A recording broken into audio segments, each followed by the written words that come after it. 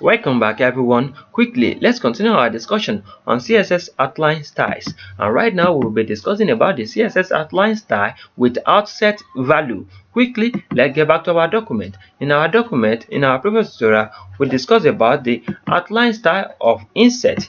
As you can see, this is looking like this. See the way it's looking in our document. So I'm going to change this to outset value.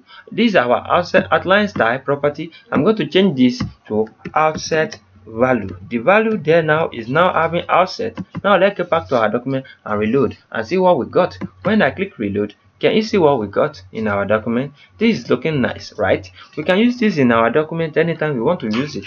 So just practice with this so you can be able to know how it works. The outline is something you can find immediately after, is the line you can find immediately after your border. So after your border property, the line you can find immediately again is the outline. As you can see the way it's looking, let me use it in our other element, especially in our preset element right here, just for you to see how it works with another element also. So let me use this. Let me comment out what we have in our preset element right here and give this our what. Let's give this our outside. When I give it outset, I'm going to give it our outset. When I give it outset and reload my document, let me reload. Can you see when I reload the document, the outset value we are having right here is looking nice, right? So you can use it in your document anytime you want to use it. See the way it looks. It looks nicely. So I want you guys to practice this. And what akorede ayofe is my name once again. I wish to see you guys next time to the next tutorial. Peace and love. Thank you so much.